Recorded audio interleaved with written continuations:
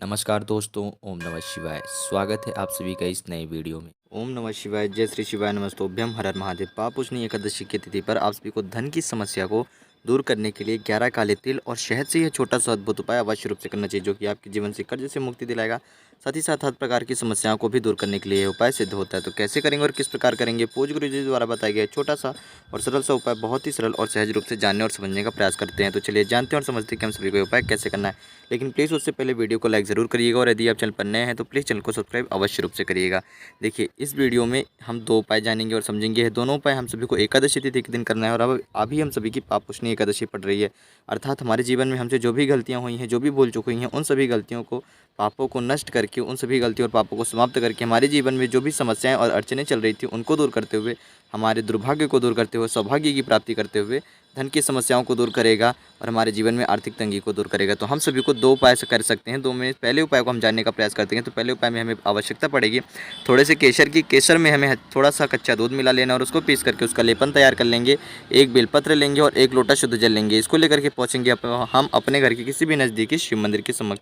जैसे ही हम अपने घर के नज़दीकी किसी भी शिव मंदिर के समक्ष पहुँचते हैं तो हम सभी सबसे पहले क्या करेंगे कि जो हमारे पास केसर का लेपन तैयार हुआ है ना, हमें इस केसर के लेपन से भगवान शिव जी का नाम लेते हुए बेलपत्र की बड़ी वाली पत्ती पर चिकने वाले हिस्से की तरफ पे ओम की आकृति बनानी है। साथ ही साथ यह जो चंद्र बिंदु वाला हिस्सा है इसे भी अवश्य रूप से बनाइएगा। और जब आप ये आकृति बना रहे होंगे तब आपको ओम नमः शिवाय या फिर श्री शिवाय नमस्तुभ्यम का ही जाप करना है। जब आप ये केसर से ओम की आकृति बेलपत्र के चिकने वाले हिस्से की तरफ बनाएंगे और जैसे ही आप बना लेंगे तो यह बेलपत्री आपको भगवान शिव जी के शिवलिंग के ऊपर उल्टी समर्पित कर देनी है, ताकि वह ओम वाला हिस्सा जो है वह केसर से बना हुआ है वह आपको भगवान शिव जी के शिवलिंग पर स्पर्श होता हुए और ओम नमो भगवते वासुदेवाय नमः का ही जाप लेकर के समर्पित करेंगे।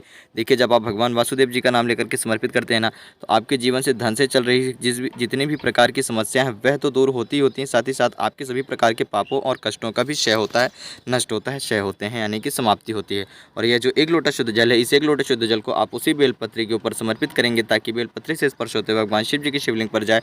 ओम शम शनिश्चराय महादेव जी का नाम लेते हुए, ताकि आपका या फिर शुक्रवार के दिन कर रहे हैं तो ओम शुक्र देवाय नमः। देखिए, आप ओम शुक्र देवाय नमः का भी जाप करेंगे और ओम शनिश्चराय महादेवाय नमः का भी जाप करेंगे। दोनों नाम आपको इसलिए जाप करने हैं ताकि आपके जीवन से चल रही किसी भी प्रकार की साढ़े साती या ढैया चल रही हो तो वह दूर हो, क्योंकि एकादशी तिथि के दिन हम भगवान वासुदेव को याद करते ही करते हैं। साथ ही साथ शनिदेव जी को भी हम याद कर सकते हैं। अपने जीवन से किसी भी प्रकार की चल रही बहुत ज़्यादा कष्ट, समस्या या विघ्न या बाधा को, यदि हमारे धन के ऊपर, हमारी आर्थिक समस्याओं के ऊपर शनिदेव जी का कोई दोष है तो वह भी दूर होता है।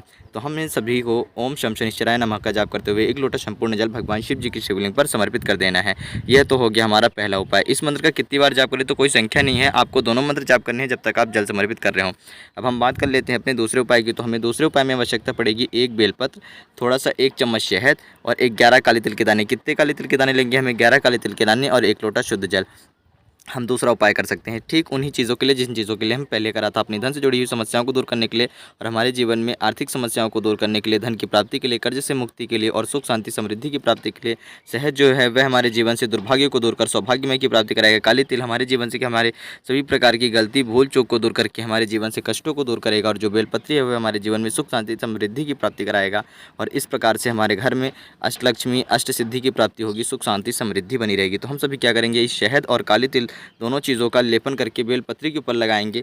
यानी कि आप देख सकते हैं, आपको क्या करना है कि ये जो शहद है, इस शहद को अच्छे से पहले इस बेलपत्री के ऊपर पूरा संपूर्ण रूप से लेपन कर देंगे। जैसे ही बेलपत्री में लेपन हो जाए, केवल और केवल बड़ी वाली पत्ती में करना है। यानी कि जो बड़ी वाली पत्ती देख रहे हैं, इसी पत्ती पर आप बेलपत्री शहद से लेपन कर देंगे। लेपन कर दिया, मैं कुछ लेपन करने का प्रयास कर रहा हूँ, थोड़ा अच्छे से नहीं हो रहा है, लेकिन आप बहुत ही अच्छे से करिएगा।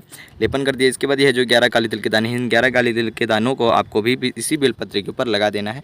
भगवान शिव जी का नाम लेते हुए, भगवान वासुदेव जी का नाम लेते हुए, एकादशी तिथि पर उन दोनों देवताओं को याद करते हुए, उन दोनों भगवानों को याद करते हुए, ताकि आपके जीवन सभी प्रकार के कष्ट दूर हों और आपके जीवन पे भी धन की समस्याएं दूर हों। लगा दिया। अब आप क्या करेंगे कि जो काले तिल और शहद का लेपन वाला हिस्सा है, यह भगवान की शिव जी की शिवलिंग के ऊपर आपको चिपका देना है। जैसे कि अभी आप यहाँ पर देख पा रहे होंगे, खड़ी पत्ती है, जो डंडी है वह माता जगत जननी के हस्तकमल की ओर है। इस प्रकार से आपको बेलपत्री चिपका देनी है और चिपका देने के बाद 1 लोटा शुद्ध जल ओम नमो भगवते वासुदेवाय का जी का ही नाम लेते हुए, अर्थात भगवान वासुदेव जी को याद करते हुए, उनकी तिथि पर, एकादशी तिथि पर याद करते हुए संपूर्ण जल समर्पित कर देंगे, ताकि आपके जीवन में सुख शांति समृद्धि ऐश्वर्य कीर्ति या धन से जुड़ी हुई समस्याएं दूर हो, दाम्पत्य जीवन से जुड़ी हुई समस्याएं दूर हों, नौकरी व्यापार में चल रही समस्याएं दूर हों और आपके जीवन में भी माता लक्ष्मी जी की, अष्टलक्ष्मी जी की अनुकंपा कृपा बनी रहे। केवल इसी प्रकार से ये दो छोटे छोटे से उपाय करने हैं। दोनों में से जो भी आपको उपाय सहज लगे, जिस भी उपाय को आप करना चाहे तो कर सकते हैं। एकादशी तिथि पर करना है और यदि अभी तो आपकी पाप पोषणी एकादशी चल रही है तो आपके सभी प्रकार के पापों को नष्ट करते हुए, सभी प्रकार की कर्जे और समस्याओं से दूर करते हुए आपकी हर इच्छा मनोकामनाओं को परिपूर्ण करेगा। छोटा सा उपाय तो अवश्य रूप से करिएगा। कुछ प्रश्न हो तो अवश्य पूछिए। जय श्री शिवाय नमस्तुभ्यम। हर हर महादेव। ओम नमः शिवाय।